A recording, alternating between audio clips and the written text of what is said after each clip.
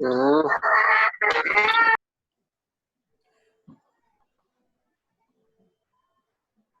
Now, this is the maxillary sinus ostia, which can be seen after removing the uncinate process. Okay, this can be seen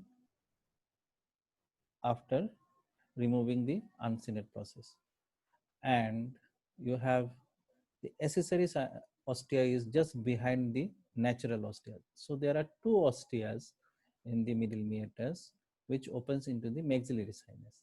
Now these two ostia has to be converted into one by removing the partition between these two ostia. So it is very important to identify these two osteas. Now you widen it, and this is your middle meatal antrostomy. So this is face. Okay. Now you have to, this is a bit complicated. You have the uncinate process out here. This is the maxillary sinus. This is the orbit. This is the inferior terminate. This is the septum. Now this frontal sinus drainage depends, this is the frontal sinus. This frontal sinus drainage depends on the attachment of the uncinate process, upper attachment of the uncinate process. Now this, there may be variations. This upper attachment of the uncinate process can attach to the medial wall of the maxillary sinus, or it can attach to the middle turbinate, or this can go directly into the skull base. So depending on the attachment of the uncinate process, you have the drainage of the maxillary sinus, this frontal sinus drainage. Can you understand it? This maxillary sinus now, this frontal sinus is now draining into the middle meatus. Now in this case the frontal sinus is drainage is into the maxillary sinus, and now in this case the frontal sinus is again draining into the maxillary sinus. The most commonly we see it is this type of attachment of the uncinate process. Okay, now these are all CT scan of the frontal cells.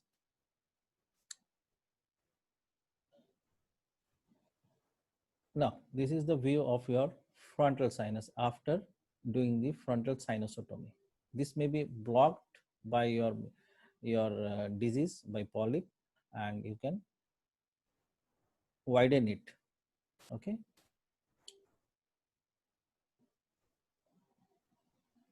Now, this is the ethmoid. Now, this anterior ethmoidectomy has to be done for your functional endoscopic sinus surgery or full house FAS.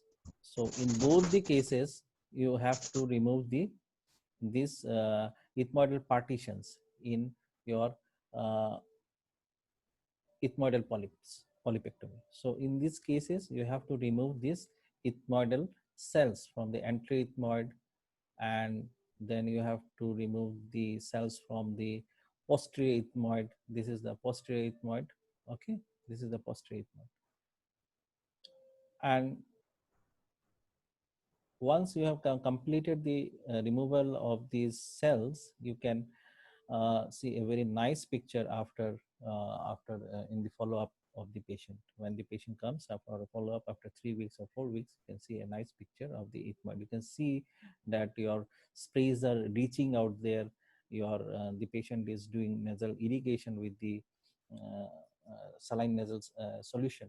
So all those things will reach out to the deepest part of the this sinus mucosa, and the recurrence will not be there, because it is an inflammatory disease, and because of these allergic manifestations, this the lining mucosa becomes edematous and develops polyp. So this was all about your polyp. I will not go into these details because these are PG class. So what are the things you need to do know in the post-operative care? Post-surgery mucous secretion has to be returned back by 4 to 6 weeks. This return backs, and sinus begins to clear themselves after 3 weeks. Means 3 weeks you have to wait for any to give any comment that the sinuses are not okay. So after any sinus surgery, that is functional endoscopic sinus surgery or endoscopic face surgery, these nasal endoscopy examination has to be done after 3 weeks. What are the post-operative care has to be done? Keep the corresponding deepithelialized wounds separated, then prevent lateralization of the middle turbinate. All the crust, dry crust or the blood, that is blood clots are there, has to be removed. And these are some nasal irrigation has to be done. Avoid nose blowing for 2 weeks, bending or lifting or straining for 2 weeks, and saline irrigation is to be given. That is the most important thing, to remove all the debris, thick mucosa, this thick mucus secretion, stagnant mucus secretion has to be removed by doing gouting of the nasal cavity. And some adjuvant medical treatment has to be given, like your antibiotics like coamoxiclav, and if there is pain, you have to give paracetamol. NSAID is non-steroidal anti-inflammatory drug, has to be avoided, and one thing has mm,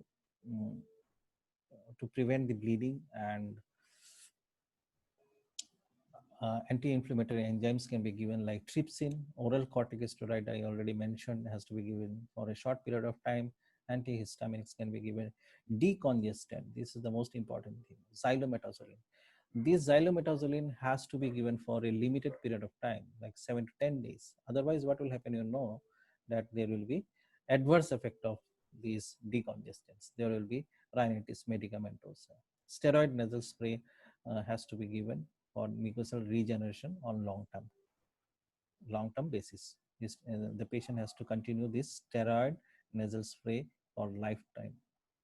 Okay. Now, I think we should stop here. And Supriya, hello. Yes, sir.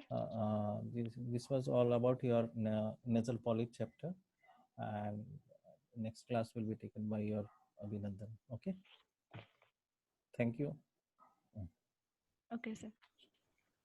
Thank you, sir. Yes, sir. Thank you, sir.